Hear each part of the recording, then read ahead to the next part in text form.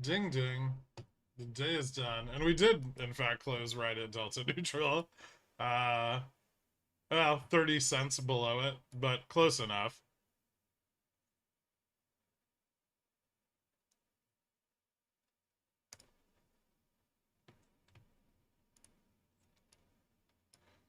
All right, let's take a look at stuff. So,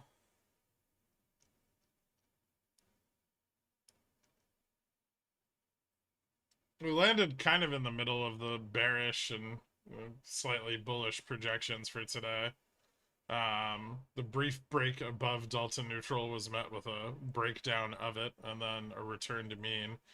So, yeah, I mean, still kind of just sideways with de-risking on the upside, right? Which has been the case for, well, a while now. Although we did move into a higher high.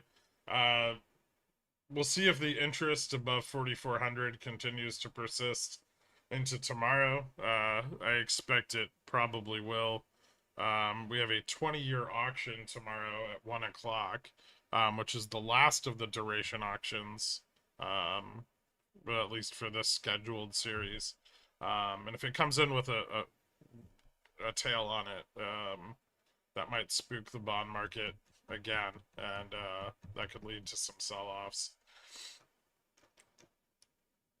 So we'll keep an eye on that. Overnight, ES is probably just going to hold 4,400. I don't think we're going to get a lot of overnight movement, um, but negative data out of China might have some effect. China has a bunch of reports tonight. Their GDP for Q3, industrial production, retail sales, GDP growth rate, and their unemployment rate are all coming out tonight, and that's going to be a lot of data, all of which is expected to be pretty bad. And they'll probably lie about some part of it, if not all of it. Uh, then for so RSP and Dow kind of holding the fort down today. Dow actually closed up. SPX closed 1 bp down. Um, and RSP up 50 BPS today. So a lot of the breadth padding the losses in tech due to Biden's announcement first thing this morning that the current set of NVIDIA chips being sold to China are now banned. That's going to present some problems for them, whether they're ready to admit it or not. But I'm sure they'll figure out a way to fraud their way through it. GME's tips are continuing to contract. They haven't crossed over yet, but this is a good sign. XRT came off reg show right about was right about here actually. And since then we've been moving down pretty consistently. So um, and without any improvement in liquidity in the two largest GME ETFs, I would say that most of the shorting occurring right now is occurring through the lending pool. Over the next few days, if that shorting is to continue, hopefully we'll see some change in the borrow rate. Although I do think short sale availability on GME is currently quite high. The borrow rate's been pretty low for some time now. But we'll continue to watch those, and we'll continue to watch the borrow rate. We'll see what happens over the next couple of days. Upstart's still getting illiquid, and it's almost as illiquid as it was prior to the May earnings when it started squeezing. This also may present some opportunities during the OPEX period. While there isn't a lot of actual short interest on Upstart, there is a lot of volatility short interest on it. That shorted it down from its previous high. They're about due to start covering. They've been shorting through this entire time series, right? And if those start to get blown off, what long shorts did come in will start to get pressured. $30 is very important there. I would argue that this has probably way more potential than GME, but the risk of it not running is probably a little higher as well. Especially with Nvidia kind of shitting the bed. That's going to open up some liquidity in bots, and that may not be so great for them.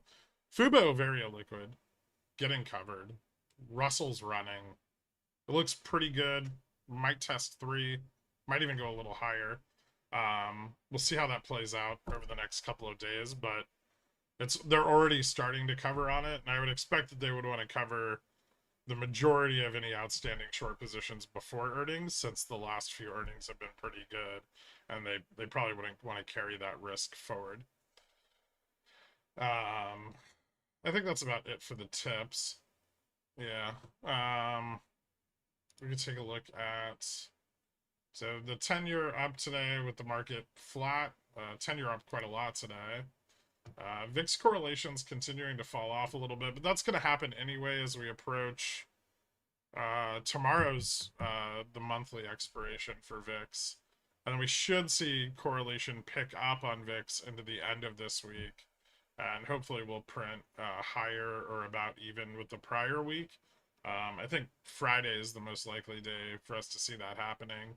Also, the volatility of VIX is starting to correlate a little bit better with the futures contract. So we're seeing some of that vol control market-wide start to fall off. And part of that's the de-risking that we've been seeing on our upside moves. I don't think I have a print for this yet today, but it looks I do. Okay, it still looks pretty flat. It's up a little bit from yesterday, but not a ton. Nope, it's just flat on yesterday. Up from Friday. That's still making it difficult for them to turn around correlation, but they are trying to keep bond volatility as suppressed as they can. You'll see that when our yields spike, they revert, and they're trying to keep that bond vol from picking up so they can continue the dispersion trade and de-risk their Vega positions, right? And we see that most here really with the forward returns. Or the forward yield of VIX versus the bond curve. Hold on, there's someone at my door. And then, yeah, correlations kind of picking up, but still in the lower range. And Dixie still out of trend.